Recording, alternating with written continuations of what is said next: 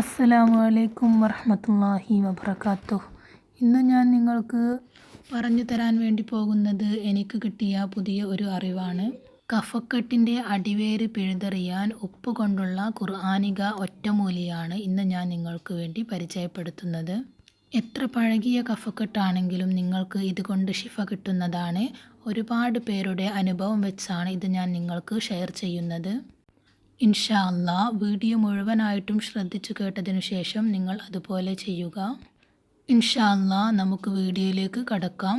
കഫക്കെട്ട് കൊണ്ട് വളരെയധികം ബുദ്ധിമുട്ടുന്ന ആളുകൾ വെളുത്ത ഉപ്പ് കല്ല് 7 എടുത്ത് ഓരോന്നിലും ആയത്തുൽ കുർസി 7 തവണ ചൊല്ലുക. അത് വെറും വയറ്റിൽ കഴിക്കുകയും ചെയ്യുക. കല്ലുപ്പ് തന്നെ എടുക്കാനായിട്ട് നിങ്ങൾ ശ്രദ്ധിക്കുക. 7 ദിവസം നിങ്ങൾ ഇപ്രകാരം ചെയ്യുക. ഓരോ ദിവസവും രാവിലെ വെറും വയറ്റിലാണ് ഇങ്ങനെ ചെയ്യേണ്ടത്.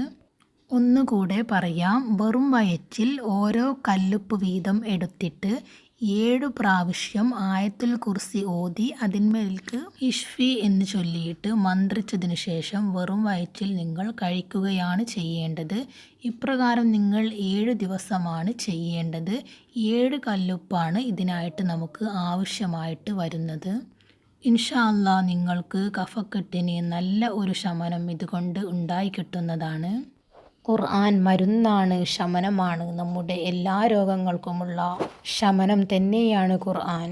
കറിയുപ്പ് നമ്മുടെ ശരീരത്തിലുണ്ടാകുന്ന രോഗങ്ങൾക്കുള്ള ശമനമാണ്. കറിയുപ്പ് നമ്മുടെ ഭക്ഷണത്തിൻ്റെ നേതാവ് എന്നാണ് മഹാന്മാർ വിശേഷിപ്പിച്ചിരിക്കുന്നത്. അലി റളിയല്ലാഹു അൻഹു ഇപ്രകാരം പറഞ്ഞിട്ടുണ്ട്: ഒരാൾ ഭക്ഷണം കഴിക്കുന്നതിൻ്റെ തുടക്കം ഉപ്പ് കൊണ്ടാണെങ്കിൽ അല്ലാഹു 70 രോഗത്തെ അയാളിൽ നിന്ന് നീക്കം ചെയ്യും എന്ന്. അപ്പോൾ ഇൻഷാ അല്ലാ, ഇതിൽ പറഞ്ഞ പ്രകാരം നിങ്ങൾ ചെയ്യുക. അല്ലാഹു നിങ്ങളുടെ കഫക്കെട്ടിന് ശിഫ നൽകുമാറാകട്ടെ. ആമീൻ യാ റബ്ബൽ ആലമീൻ. അസ്സലാമു അലൈക്കും വറഹ്മത്തുള്ളാഹി വബറകാതുഹു.